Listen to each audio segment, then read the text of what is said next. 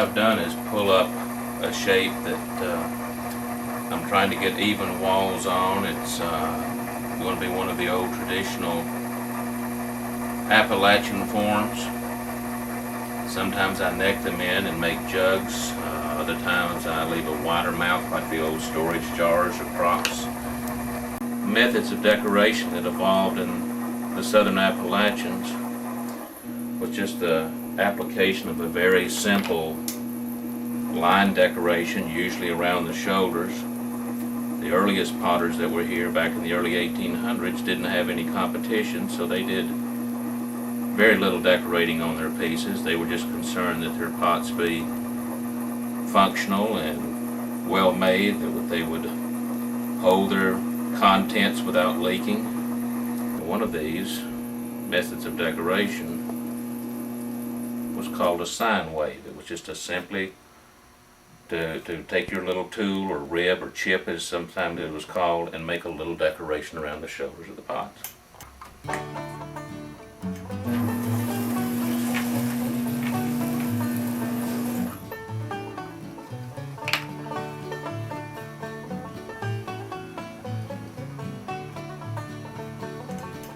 I enjoyed the history behind the face jugs in the South and had a desire to try to create some of the pieces the way they had been done back in the 1800s. I evolved a little beyond doing just copies of the old face jugs, and in some instances I even have added wire hair, which was not a historical tradition in doing the face jugs, but I feel it was only not historical because they didn't have the high temperature wire available. All the pottery has to be completely dried before it's put in a kiln to be fired or heated. These are in the drying process. Of the face vessels I've done here, there are several different ones. This is a face birdhouse, and this form is called a monkey jug. It was brought over to America by African Americans who worked in southern potteries.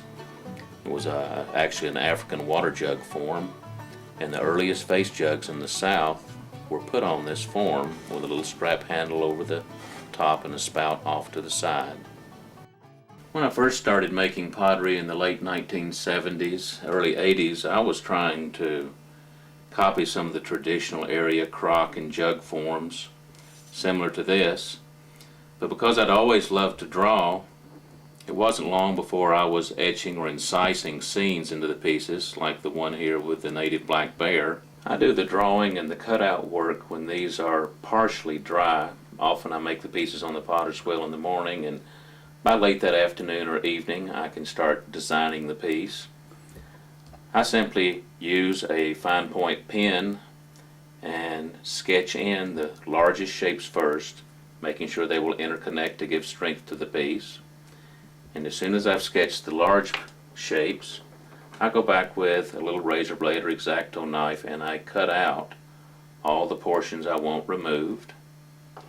To my knowledge, I am the only one that is doing this detailed cutout work with scenes of Appalachian folk life.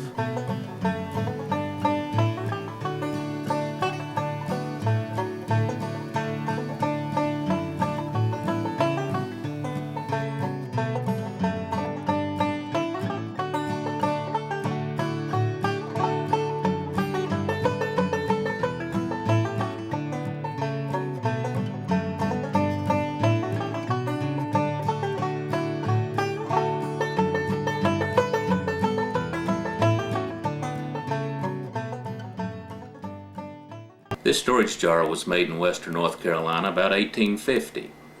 It's glazed with a traditional alkaline or wood ash glaze, and this is a glaze distinctive only to the southern area of the United States. It was made from North Carolina south across to Alabama, and because it's the distinctive historical glaze of this area, it's the glaze that I have continued to make on these other examples, made with local clays combined with either oak, pine, or apple ash to get different color variations in the finished pieces.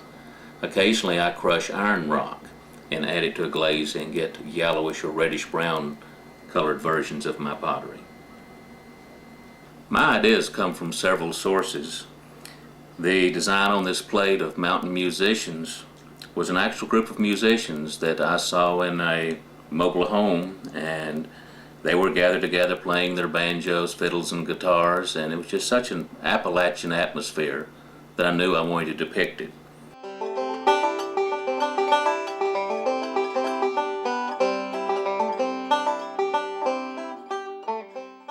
This piece was hand-built, rolling out slabs of clay with a rolling pin and then piecing them together.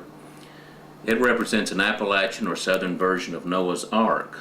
So the ark is perched on top of the mountain, the water's running away, there are little stranded fish. And then the cabin is like a little mountain cabin. Noah's in his overalls. His wife is coming out with a little bonnet. She's roasted one of the pigs, unfortunately, for barbecue. There's a goat on the roof, around the back. This one has the outhouse, traditional of course to the south, and all the native animals of this area, the bear and the deer, the groundhog, and then the domestic animals, the sheep, the cow, the mules. And so I've tried to capture a feeling of what a southern ark would be like.